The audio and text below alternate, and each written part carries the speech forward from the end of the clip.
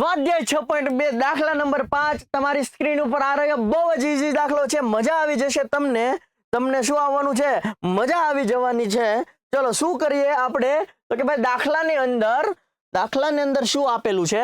ચાલો જોઈએ શું છે દાખલાની અંદર। તો કે ભાઈ ડીઈ અને ઓક્યુ સમાંતર છે। બસ આટલું પહેલા પકડી રાખો, વધારે નથી જોતું, પછી વધારે આગળ વધશું। આપણને શું આપેલું છે? ડી અને ઓક્યુ સમાંતર છે। ડી અને ઓક્યુ ક્યાં છે ભાઈ? ડી અને ઓક્યુ, ડી અને ઓક્યુ। ચલો અહીંયા છે ડીઈ અને ઓક્યુ, અહીંયા ઓ હશે ને, ઓક્યુ। હા, આ બંને સમાંતર છે।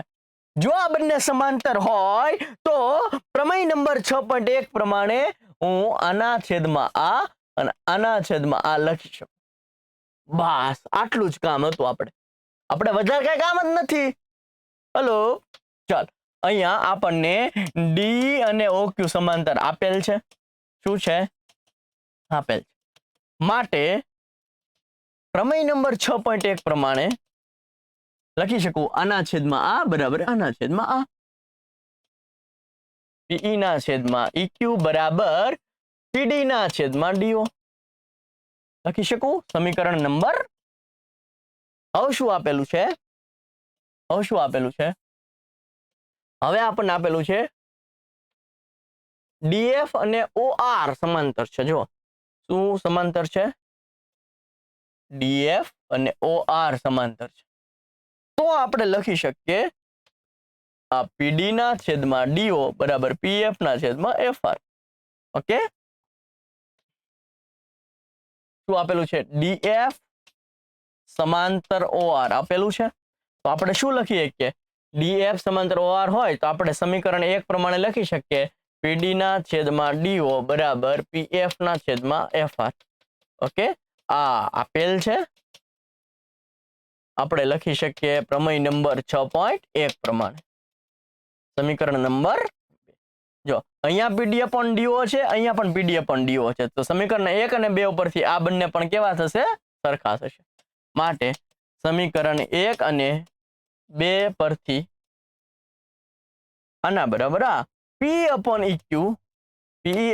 ઇક્યુ બરાબર પીએફ અપોન એફઆર આવું લખી શકીએ। શું આવ્યું જોવો તો? પીઈ અપોન ઇક્યુ, આ પીઈ અપોન ઇક્યુ બરાબર પીએફ અપોન એફઆર। જો આના છેદમાં આ અને આના છેદમાં હોય એ ત્યારે જ હોય કે જ્યારે આ બંને લાઈન પેરેલલ હોય, એટલે કે સમાંતર હોય, એવું પ્રમેય નંબર 6.2 કહે છે। જો આ આપેલું હોય તો આપણે લખી શકીએ કે આ બંને લાઈન એટલે કે ઈએફ અને ક્યુઆર સમાંતર છે। આવું શેનાથી કહી શકીએ? આવું આપણે પ્રમેય નંબર 6.2 પ્રમાણે કહી શકીએ। કયા પ્રમેય પ્રમાણે કહી શકીએ? 6.2 પ્રમાણે। જો ગુણોત્તર સમપ્રમાણમાં આપેલો હોય તો બંને લાઈન જે છે એ સમાંતર જ હોય। પ્રમેય નંબર 6.2 માં આપણે સાબિત કરી ગયા। જો આના છેદમાં આ બરાબર આના છેદમાં આ હોય તો આ બંને લાઈન જે છે એ સમાંતર છે એવું આપણે લખી શકીએ પ્રમેય નંબર 6.2 પ્રમાણે। જો એ તો આપણે સાબિત કરવાનું હતું, ઈએફ અને ક્યુઆર સમાંતર સાબિત કરો। આપણે જે સાબિત કરતા હતા ત્યાં સુધી જવાનું જ છે। આના ઉપરથી આપણે કહી શકીએ કે આ બંને લાઈન જે છે ઈએફ અને ક્યુઆર સમાંતર છે પ્રમેય નંબર 6.2 પ્રમાણે। ઈઝી છે। એકવાર જોવું હોય તો જોઈ લઈએ। શું જોવું હોય તો જોઈ લઈએ? તો કે ભાઈ દાખલો, બીજું શું જોવાનું હોય? તો બીજું શું જોવાનું હોય? હે, જો કહી દઉં, મસ્ત કહી દઉં, મજા આવે એવું જોજો। આ બે સમાંતર છે, એનો મતલબ કે આના છેદમાં આ, આના છેદમાં આ બે સમાંતર છે। સોરી, હવે આ અને આ સમાંતર છે તો આપણે લખી શકીએ આના છેદમાં આ બરાબર આના છેદમાં આ। સમીકરણ 1 ને 2 પ્રમાણે આના છેદમાં આ અને આના છેદમાં આ, એનો મતલબ કે આના છેદમાં આ અને આના છેદમાં આ હોય તો આ બંને લાઈન સમાંતર જ હોય પ્રમેય નંબર 6.2 પ્રમાણે। ઈઝી છે, જરૂર જણાય તો 1-2 વાર જોઈ લેવાનો વિડીયો, કોઈ વાંધો છે?